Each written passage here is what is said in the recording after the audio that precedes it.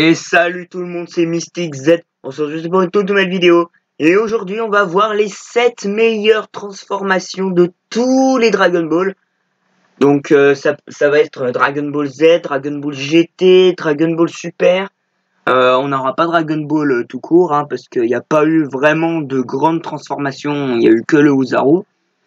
Et Super Dragon Ball Hero, il n'y a pas vraiment de nouvelles transformations, à part le SSJ4 Limit Breaker, là, le SSJ4 Full Power, mais à part celle-là, il n'y a rien eu, donc, mais elle n'est pas dans le top. Donc du coup, on aura du Dragon Ball Super, du Dragon Ball GT et du Dragon Ball Z.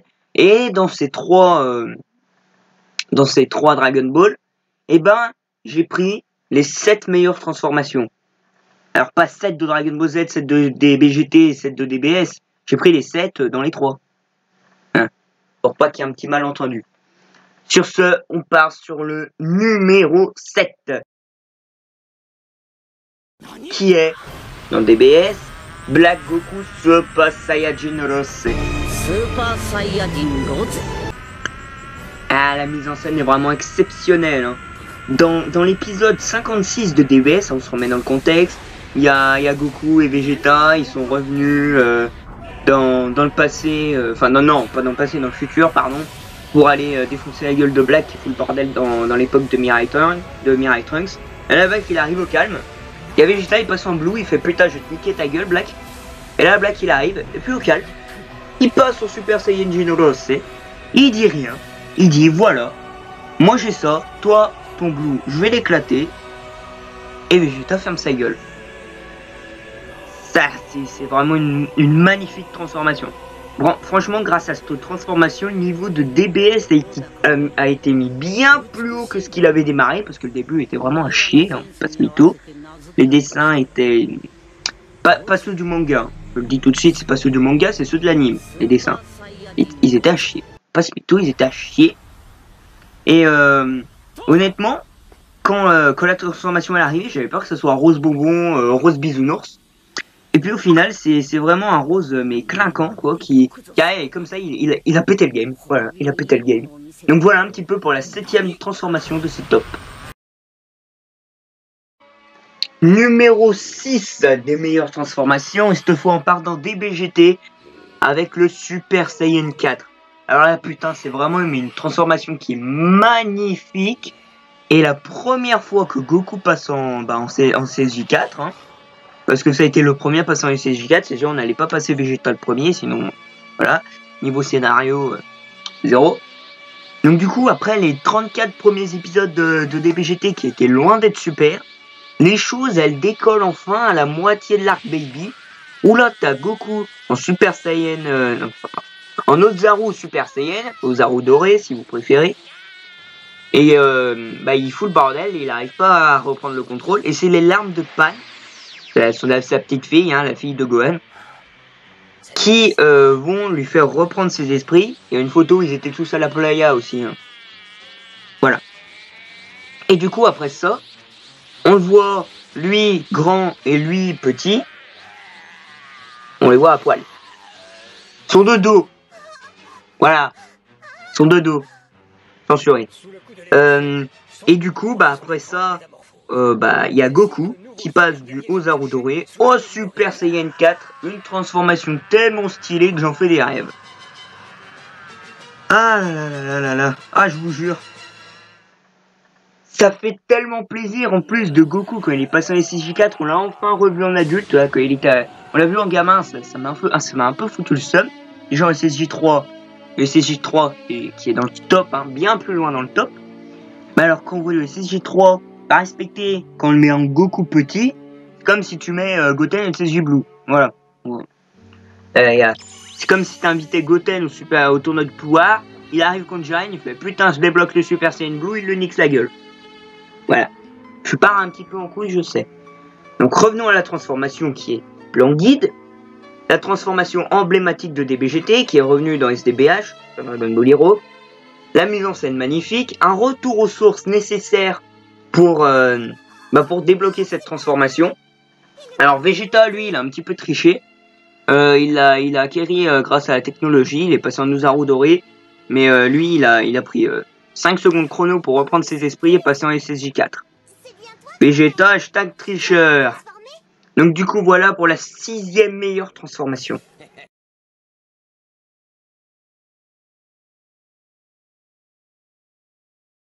Cinquième meilleure transformation de Dragon Ball, le Super Saiyajin Blue Kaioken. Bon, vous me pardonnerez l'accent japonais, car niveau accent, elle est comme ma moyenne en anglais, c'est-à-dire claqué au sol. Je vous laisse imaginer. Donc du coup, il y a Hit. Il est en train de niquer la gueule de Goku. Goku, n'aimant pas perdre, il dit « Tant pis, je tente le tout pour le tout. Je voulais tester cette technique contre Beerus. Bah tant pis, je te la sors maintenant, je te max et ensuite je vais combattre Beerus. » Donc là, Goku, il arrive, il commence à forcer. Non, il n'est pas constipé. Il arrive, il gueule. Je fais « Ouais, mais qu'est-ce qu'il va sortir ?» Et là, il arrête. Il dit Kaioken. Je fais « Oh putain. » 2 décennies plus tard, créé par Maître Kaio, Goku nous ressort le Kaioken. Alors comme je l'ai dit il y a un petit peu 2 secondes, c'est Maître Kaio qui a créé cette technique. Il l'avait enseigné à Goku quand il était mort, pour que quand Vegeta et Nappa débarqueraient sur Terre, ils puissent leur niquer leur race. Vegeta étant trop fort, 18 000 unités, je le rappelle, Goku arrivant sur le champ de bataille à une puissance de 8 000 unités, il fait Kaioken. Et il passe à 16 000, Vegeta 18 000, et il a toujours l'avantage. Il fait x3, il passe à 24 000 unités. Donc là, Vegeta en PLS. Et ensuite, dans le choc Canon Garlic Kamehameha, Goku déploie le Sandbai Kaioken, le Kaioken x4, et arrive à repousser Vegeta haut dans l'atmosphère. Bon, bah à cette époque, Goku utilisant le Kaioken, c'est comme Goku utilisant l'Ultra Instinct. À l'époque de Dragon Ball Super, ça forçait énormément sur son corps. Donc du coup, ben il était un petit peu... Enfin, je sais plus comment c'était, mais il avait des espèces de crampes, il n'arrivait plus à bouger, il était un peu paralysé. Et quand Vegeta est passé en Ozaru, il était un petit peu en PLS. Donc du coup, ben Hit, niquant la gueule de Goku, Goku nous ressort cette transformation qui est vraiment magnifique. Dragon Ball Super décolle à ce moment-là et prend son envol, il fait putain ça y est, Dragon Ball Super c'est Dragon Ball Super, on a quitté Dragon Ball Z définitivement. Là on est rentré dans les vrais niveaux de puissance. Donc du coup voilà pour cette 5e meilleure transformation.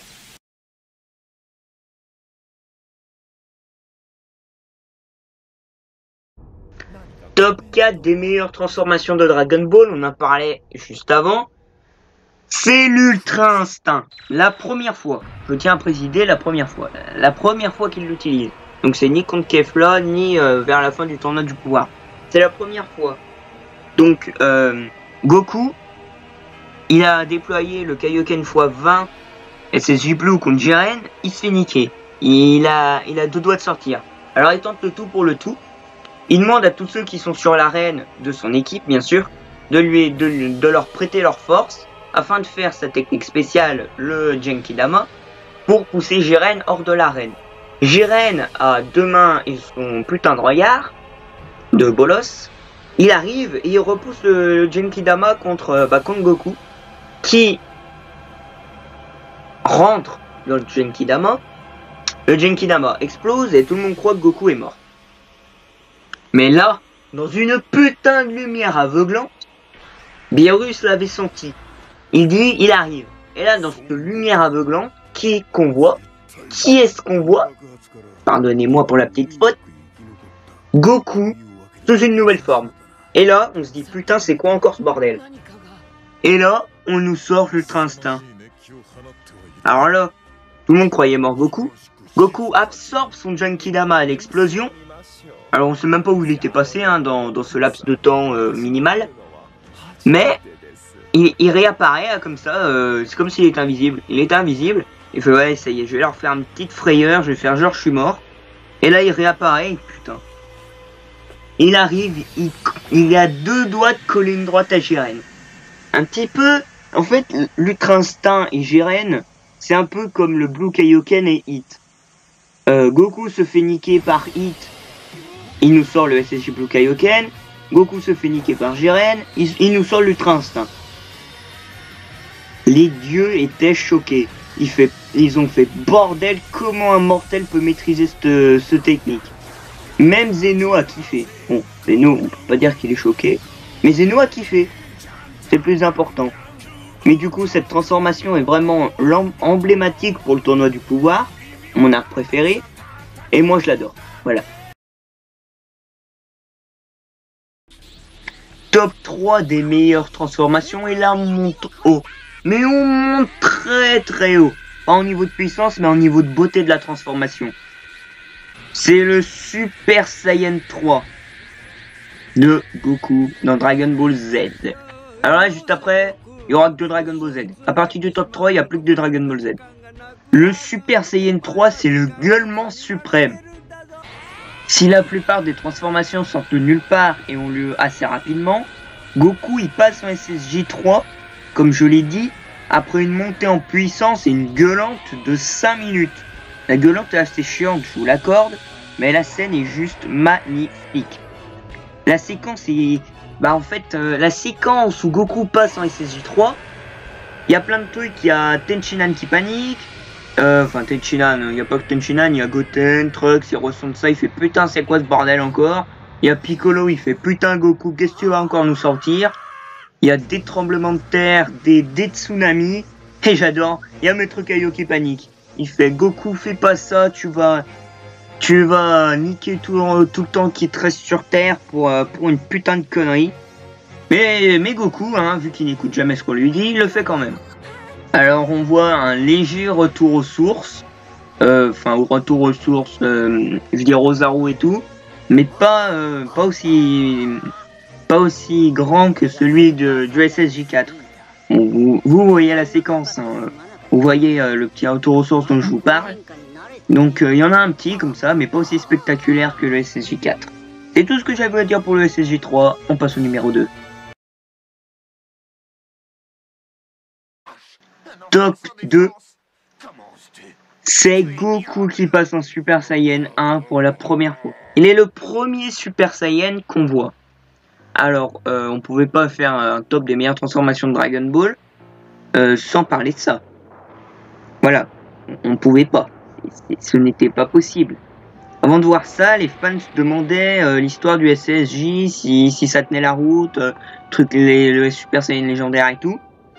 Mais alors là, quand Goku croyait avoir mis KO Freezer avec son Genkidama de Namek, Freezer, il ressort de l'océan de Namek, il fait exploser Krillin, il tue limite Piccolo. Piccolo n'est pas mort, mais il s'est quand même pris un rayon dans la poitrine, donc ça fait toujours un petit peu mal. Voilà. Et là, Goku il pète un câble. Et même aujourd'hui, cette scène nous fout des frissons. Il pète un câble. Et il a des raz-de-marée, des torrents, et tout ce que tu veux. Il y a Freezer qui panique. Il y a des éclairs. Et là, on voit Goku Super Saiyan. Mais la séquence est tellement belle qu'il n'y a pas de mots pour la décrire en fait. Il faudrait qu'on invente un mot pour dire que c'est magnifique, que c'est splendide, magnifique lead. J'en sais rien. C'est trop beau quoi.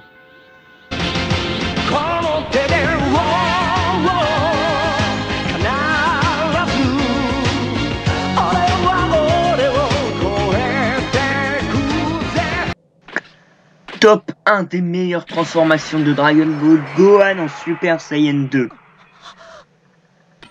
Ça, c'est incontestablement la meilleure transformation et elle le restera pendant longtemps, voire à jamais. Gohan, le chouchou des fans pour X raisons, à part dans Dragon Ball Super, car il a un petit peu perdu en charisme. Voilà. Son fight avec Cell a sûrement été sa plus grande réussite. Il n'aime pas beaucoup se battre, même si au début, dans les films de Thalès ou compagnie, ça le dérangeait pas de venir. Il n'hésite pas à se battre pour protéger ceux qu'il aime.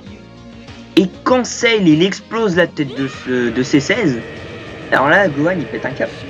Il pète un câble. Cell il avait torturé Gohan physiquement et mentalement pendant quelques épisodes, 2 ou 3, je ne sais plus exactement, pour qu'il réveille son vrai potentiel, son vrai potentiel. Mais du coup, c'est les dernières paroles de C16, un petit peu comme les larmes de Pan avaient réveillé Goku en Ozaru doré. Là, c'est les dernières paroles de C16 qui ont fait péter un câble à Gohan et qui l'ont fait passer en SSJ2 dans la séquence la plus belle et la plus kiffante de tout Dragon Ball Z. Alors, celle qui voulait affronter un adversaire puissant a été désagréablement surpris quand il s'est fait niquer la gueule par Gohan. Quand Cell lui a décoché une droite, Gohan a à peine bougé la tête, lui a volé le sac d'haricots magique, Cell il a rien compris à sa vie. Gohan, bah, il explose les Cell Junior, et puis après il va niquer la gueule de Cell. Sauf que Gohan, n'écoutant pas son père et ne voulant pas terminer Cell, voulant le faire souffrir pour tout ce qu'il a fait, Cell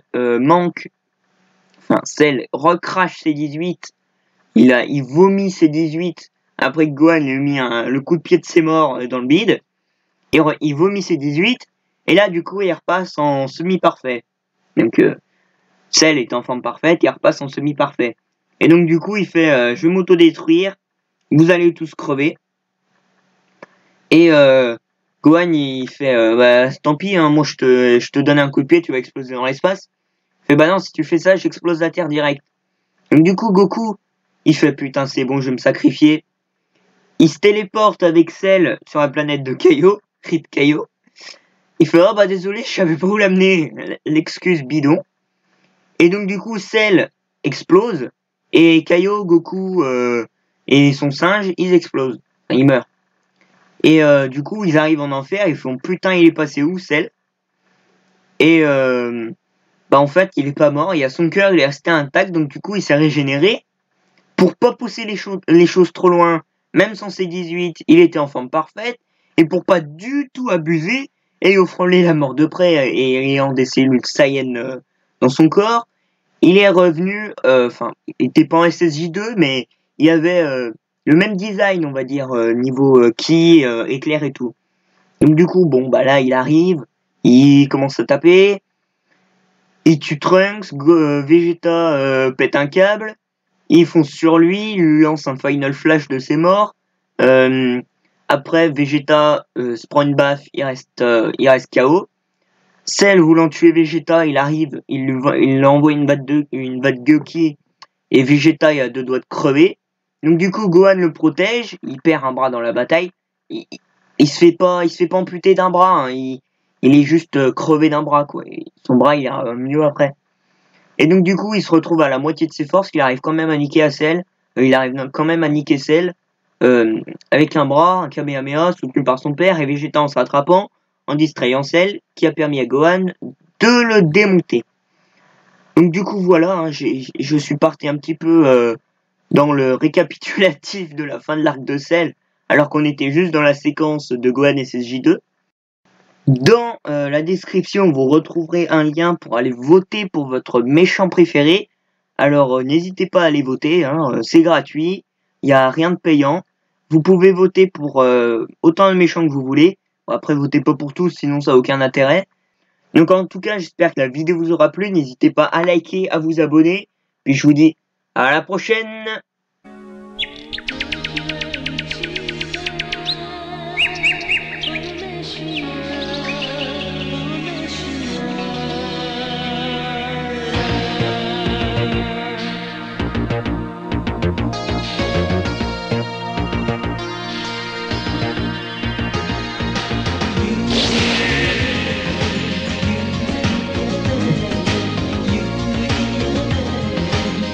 Yeah!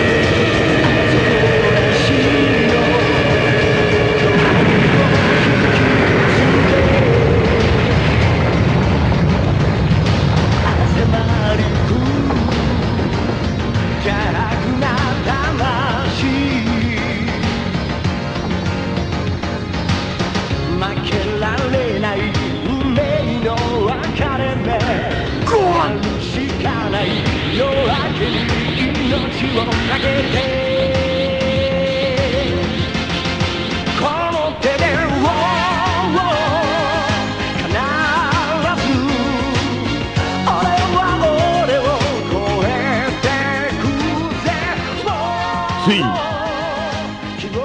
いにご飯の怒りが限界を超えたのか。